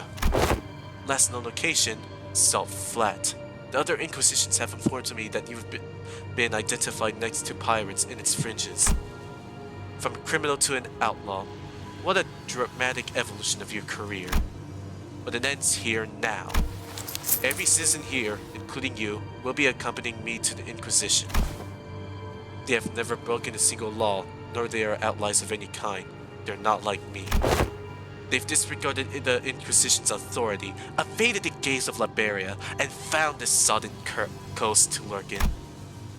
Tell me I'm not supposed to find that suspicious. What are you talking about? You can't just start arresting people left and right with a tenuous suspicion like that. You shouldn't. We only wish to live a quiet life, ma'am. Is that so? You might find yourself returning to this village one day, as long as you're telling the truth. Which is not an option for you, Fabius. Mayers? Was Chief really a pirate? Well, yeah, but as far as I know, he's been out of the game for a while. And even when he ran with the pirates, all he ever did was share fine fin beast jerky to villages, or carry Lberians between them. Even if you're telling the truth, Mayers, I doubt the Inquisition will be lenient. Well, what now? I have but one question to ask. That Inquisitor, is she following the proper legal procedures? I don't much about the laws of Lberia, but Dr. Kaus told us that the words of Inquisitors were pretty much the law here. is likely that she is following the proper legal procedures. The procedures are precisely what the villagers have fled from, after all. Dennis decided. Aldous quietly dragged me to the side and whispered outside Mayor's earshot. The sinners who were right next to me seemed to have picked it up, though. Executive Manager, we'd best immediately return to the ship, take command of it, and sail out on our own. It is unwise to involve ourselves in this conflict. What? Are you seriously suggesting that we just let them arrest the villagers? Didn't you hear what the Inquisitor said? It seems quite cut and dry to me. If this is just a standard procedure with no local laws broken, we are in no place to involve ourselves. Our best hope is to take the ship before they impound that too. We can't do that, even if it's standard procedure, even if they're working with the law. It is not. You stayed up to hear Mayor's stories too, didn't you? You know, the N-Corp Inquisitors were working within the law too. When they came for the village, that was standard procedure too. If anyone had stepped in then. I know what you went through, but I'd still rather not take a risk in an unfamiliar environment like this. I will try my best to figure out how to sail that ship. If I can't, then I have faith in Ishmael to quickly learn its controls. I can't say that you're wrong, but I don't know. Neither you nor I know anything about the ocean currents here at Aldous. We can get the ship going, but I can't guarantee that we'll reach the dimensional door without any trouble. Do you know anything about the sea currents in this region? Not much, but I know the coastal sea somewhat. And you can't fight the Inquisitors directly here in Lberia. Fleeing with the ship might be the better option. What should we do, Dante? Yeah, I guess it's kinda awkward to take us to ship and go, huh? How about we try to talk to Inquisitor then? I think we should at least try to hear them out first, then beat the Inquisitor and the Chief both. If the discussion goes well, we might even be able to get the Inquisition support. Like Mr. Hongless said, we should hear them out first, then try to convince them. I agreed with them both. First, let's see what that Inquisitor has to say. RR. Rabbit's right, she said? Are you certain that translation was accurate, Sinclair? Right? There's no way Ryushi would choose anything other than violence, right? Idiots. It's because the other options were pointless. Inquisitors seen us. We're already under suspicion. She would doubtlessly try to stop us if we flee now. So talk first, lower our guard, then attack. Pretty sure that's not what Amiya meant. Well, if she's already onto us, then we shouldn't give her any excuse to attack us by running away. I was wondering what you were doing there, lurking in the background. A clock-shaped head? Are you from the Colombian Union? They're wearing a clock for a head due to reasons, but they have nothing to do with the Colombian Union. What's the Colombian Union? Tick-tock. What? What language are they speaking? Regardless of whether you're from Colombia or not, you're clearly not from Liberia, let alone this village. You're not wrong, but I think there's been a bit of misunderstanding. I'm quite certain you don't know enough about these villagers to stand between them and an Inquisitor. How long have you been staying here? 2 days? Buddy, don't just tell her that. 2 days? Alright, enough of this chianery. Get out of my way, outsider. The attempt appears to have been made quite the unstable ground. Please lend us your ear for a minute, Inquisitor. I'm Amiya, leader of Rhodey's Island. Yes, I am aware of Liberia's close border situation. I felt hope swelling within me as Amiya began with confidence, unlike Sinclair. Alas, it was short-lived. Thanks to the Inquisitor's quick retort, I couldn't help but place my palm against my forehead at the exchange that followed. Oh, so not only are we dealing with outsiders of dubious origin, we have a legal entry as well? We had to, because the issue demands urgency and... I've been briefed. Brazenly crossed the border, didn't you?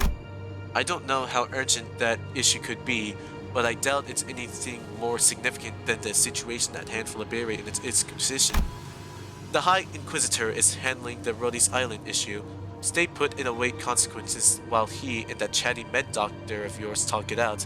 Do know that your treatment may depend on her negotiation skills. As for the village chief, I understand that you have the right to arrest him, as he is a fugitive who has fled in the middle of an interrogation and has been sailing with the pirates. However, it is a humane treatment to arrest the rest of the villagers as well. Inhumane? This decision is well within the rights bestowed upon the Inquisition. They've lived for years right next to that highly suspicious Aeger. The Inquisition must investigate the rest of them as well to verify whether they have committed any acts of treason against our laws. This isn't going anywhere, is it? Listen, they've been surviving for years upon years by the coast without the protection of the Inquisition, and that simply cannot make sense. Oi, I think I've heard enough of you. Ain't that funny how you're blaming them for what is essentially a failure of your responsibilities? And now you roll up in here only to go, they shouldn't be alive, I'm arresting them all? What are you saying? These people should all be dead or something? I am. There's no other way to cut it. People simply shouldn't be able to survive in a place like this. Not for this long. The Inquisitor's reply only seemed to fan Heathcliff's wrath. As he lifted his bat and began striding forward. That's it. Lass, if you ever so much as to touch the tip of a single villager's hair, please calm yourself, Heathcliff. But Honglu stepped in between them. Get your bloody hands off me! I've had enough of her! Continuing to threaten her will cause something irrevocably bad to happen. I believe you know that yourself, Heathcliff. What do you suggest then? We're clearly not making any progress by trying to talk this out. Excuse me, Miss Inquisitor. What do you mean that these people shouldn't be able to survive in a place like this? I mean, it literally. Even by some miracle that they actually do survive, they should at least be suffering from endless hunger, struggling to the wit's end at the inevitability of the calamity. But they look too healthy. The heck? Then shouldn't you be applauding them for managing to survive through so much hardship? I am an Inquisitor. I'm not some crazy person on a power high who goes around accosting and arresting civilians of Lberia straight to the gallows, okay? I have more than enough probable cause to take them in for interrogation. It's just that I don't have the time or the energy to explain every single one of them to you outsiders. I promise them a fair judgment, whatever way that may be, after a proper investigation. So stop it with this obstruction of justice. The Inquisitor brandished her rapier threatening, her voice shaking with frustration. Dante, without the full picture of the circumstances, Foss advises against further antagonization of a local political authority. I agree with Foss. I get the feeling that she isn't the kind of heartless Inquisitor that goes around indiscriminately executing innocents like Miss Maves told us about earlier. I don't think she's anything like the Inquisitors of Encorp we saw back at Call. They were right. We didn't have the full picture of the circumstances. Getting in the way of the Inquisitor, who was clearly a rather significant political entity in the area, was most likely a bad idea. It isn't the Inquisitor's job to answer your questions. Continue to obstruct me, then, as the standoff was showing no signs of ending. Miss Mayers? I can answer your questions, so for now, let's do as the Inquisitor says. Mayers, who had been hiding behind us ever since we returned to the village, suddenly stepped forward. Yet, what of my grandfather and the villagers? It's alright. I'm sure this is happening only because the Inquisitor doesn't know. What do you mean you'll have an answer to the questions? About the profound silence. Mayer's question to Aldous was but a single concept. I didn't quite grasp its significance, but it seemed to surprise the Inquisitor. That's why they call it the calamity that destroyed Lberia. I don't actually know anything about the profound silence, so... Man, it kinda looks snowy here.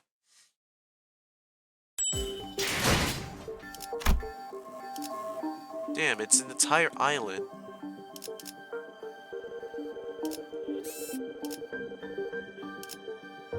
Oh, here comes another battle scene.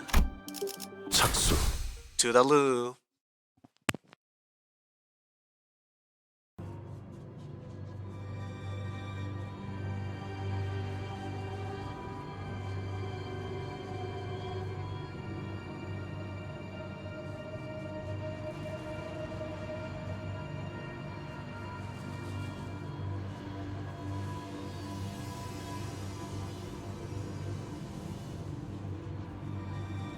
You.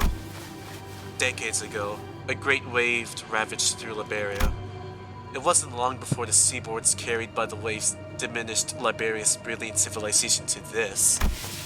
The waves. The profound silence then must have reduced the village to its current state as well. Is there any reason it's called the profound silence? It doesn't seem to be the most appropriate moniker for a calamity like that.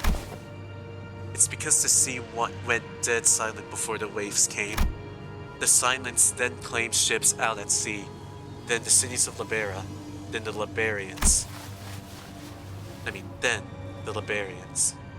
No one could say the word in the face of the ineffable calamity. What? Just what are you? No average Lberian citizen should be privy to any of the information you're sharing. And the Church of the Deep is really capitalizing on the pandemonium that followed the profound silence. They pretend to be Aegir from the sea, delude the citizenry of Lberia, and are sowing discord and chaos in her lands. So that's why arresting the Aegir left and right. I can see the thought process, but... So, it's understandable why the Inquisitor would want to arrest us. Dante. This isn't good. Sharing that seems to have been some kind of a taboo-like thing for the Inquisition.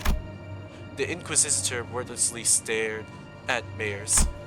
Her eyes were filled with traces of anger and confusion, but she's afraid. There was fear in the face of a threat. Not the fear of the terrified. No, it's fear of someone who's suddenly confronted with something they must destroy. The High Inquisitor once told me that should I come across an Aegir who knows too much, there is a silver of chance that they may be of assistance to Lberia. Cease! Thou threatening the innocent with thy brandishing of the firearm! But most are seduced by the allure of the sea. Thus they are, with little doubt, our foes. I've got a bad feeling about this. Get out of my way, outsider. Final warning. Run! Quick on the outtake, as always. Rudia slung Mayers over her shoulders and ran past the villagers, while the sinners scattered in all directions to distract the Inquisitor. The Inquisitor draws her firearm, and in the midst of all that action, Ganteote rushed towards the Inquisitor without a moment's hesitation. Don Quixote? Thou shalt go no further. I, a fixer of justice, shan't abide by as thou persecute them. Forsooth, 'tis a battle delayed, not avoided. This clash is inevitable. In that moment of crisis, seconds before this could irrevocably make us a new enemy. Monster.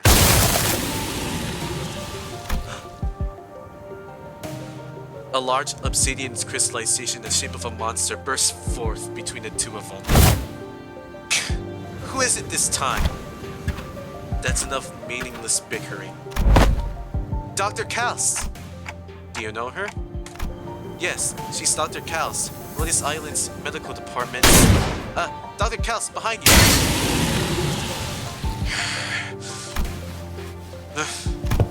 Shoot first, talk later, is it? The negotiations are over. From this moment onward, Rhodes Islands is now operating with legal capacity on Liberian territory under the Inquisition's authorization. The Inquisitor fired a blast of that firearm-looking weapon, but the monster summoned by Kaus managed to deflect it, and the cannonball thrown from the weapon punched clean through the wall of the building we stayed the night in, before punching through several other buildings behind it. That was enough to instantly freeze the sinners and the villagers on the spot. That penetrated a building. Though their walls may be weaker than the head standard for what counts as a building's exterior wall, to punch through so many is... what a precise point it makes. Now's not the time to sit around and be impressed. It's a violation of a taboo that to have that much penetrative power in a firearm. We're not in the city. Don't lose your heads over this. Taboos do not apply here. My head knows that to be true, yet my heart finds it difficult to be still. That is enough of that discussion for now.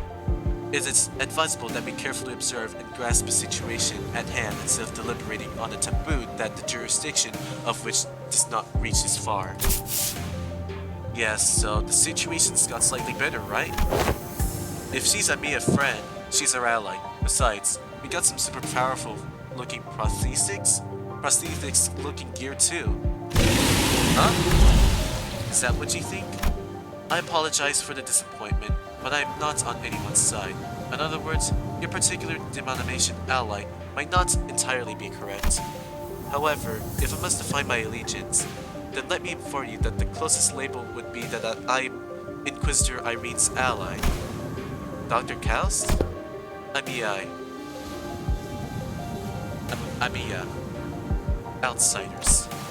As much as you like to deny it, Inquisitor's suspicions are true. While it can be said that the process by which she reached the conclusion was unfair, the conclusion itself is, without a doubt, correct. So they're actually connected to the Church of the Deep? That is one way to put it. To be more precise, they aren't connected to the Church of the Deep, they are the Church of the Deep. Perhaps the village itself is a dilapidated church of their congregation. Our village? A church? Just look at our buildings. Where we even congregate? Your thoughts, Foss? There are not many resources by which we may analyze this decision. However, the fact that Amia's colleagues has made the same argument as the Inquisitor brings. The accused defense isn't to question. Yet, I can hardly believe that young Mayers is lying to us. Hold on, you've been chatting plenty with that Inquisition or something or whatever? How do we know you weren't aligned with them the whole time? I see. You are really all entirely in the dark. An expected outcome, given that all of you may be from a place far beyond the dimensional door. As fortune should have it, there is no need for you to know it anyway. The truth is, there is no need for you to know it anyway. Truth is truth unchanging, without the acceptance from an errant group of outsiders. Besides, soon... I'm sorry. It seems we have mired you into trouble. Say no such thing. We shall not abide as one such injustice be perpetrated before our eyes.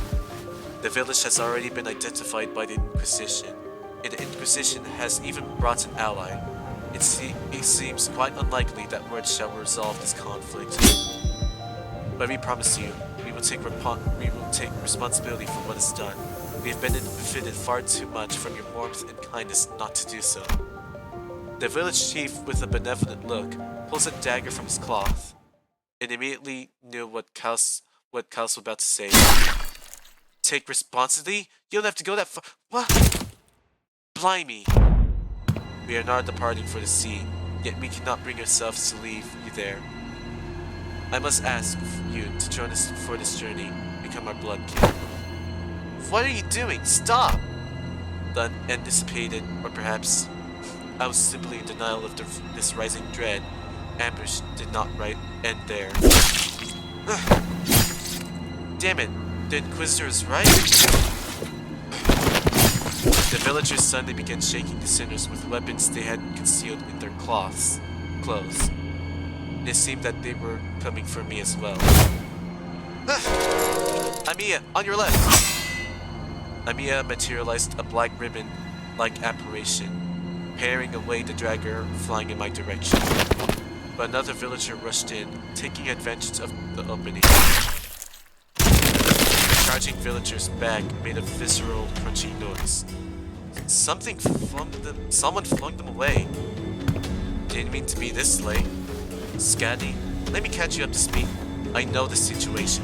This fishy smell was what I went to investigate earlier. What about the sinners?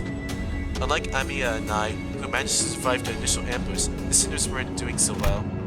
At least we had a silver lining in the Inquisitor and Cal's quick understanding of the situation, and the subsequent retaliation led the villagers away from the sinners. How? I didn't notice any hostility or aggression. One odd thing to say, why would we hold Inuyamasi against you? Why would we intend to kill you? We are not trying to hurt you, we're simply trying to give you a form better suited for the scene, until we were obstructed.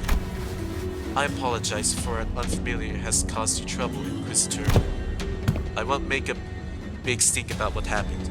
What's truly unforgivable is that the heretics tried to take advantage of the ignorance of the outsiders to flee the Inquisition. And even if you are outsiders, any lives lost on Liberian soil are my responsibility. It's my fault. I'm sorry it came to this. Huh? Wait, lives lost? We're still alive, you know. We can shake off a stab we like. This is most unfortunate, outsider. Huh? What? Your friends are either going to die or turn into Seaborns. The daggers that stabbed them were laced with the flesh of sea terrors. Once that happens, most die. And the survivors become overwritten by their cells, becoming nothing more than another sea monster. What? That's not a very big deal? Everyone was acting like this was it for the sinners, but hey, I should be able to deal with this by turning the clock. It's not that bad. My only concern was that I didn't know what would happen if I tried to bring them back after they're fully transformed into Seaborns. The golden bow helps deal with the whale's palification effects, but I had no idea how it would interact with Seaborn transformations. We should just kill them before they turn. I know this must be very hard for you. What? Sorry to bother with this, but can you kill my friends? And preferably in the least painful way, you know. Huh? Oh, sorry, was that last part kinda too much to ask? Wait, don't give up already. Even breathing back to Rhodey's Island, we should be able to do something to help them. How should I explain this, guys? Guys, can you? Dante, I know what you mean, but I can't just right now.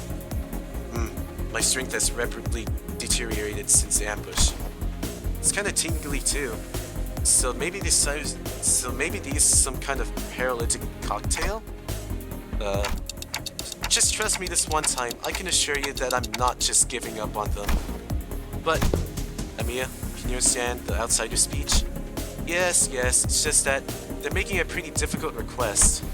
They want me to kill all of their friends before they transform into Seaborns. Okay. And before we even knew it, Scandi already decapitated the sinners, none of whom resisted. Amiya seemed to have been taken aback by how fast Scandi jumped into action. What are you doing? Scandi? Don't let this spook you. This is just how we roll. The clock turns.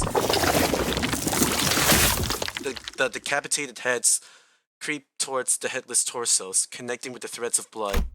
The sensation is that of reversal. It feels as though the sinners and I are severed from the rest of the world, rewinding in isolation. Is this rewinding us going back in time, or are we defining the concept itself? This pain is multifold worse than the sensation of a straightforward decapitation. The pain is in the heart. As the current of death reserves, I sense a deep, crushing isolation. The wounds are disappearing. Resurrection, metamorphosis, or time reversal. Puzzling. I have no knowledge with which to interpret this technology. The cost seems to be that the pain is transferred to the one who rewinds.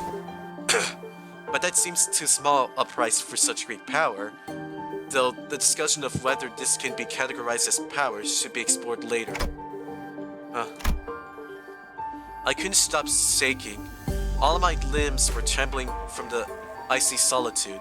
Still, I took a moment to collect myself and order sinners.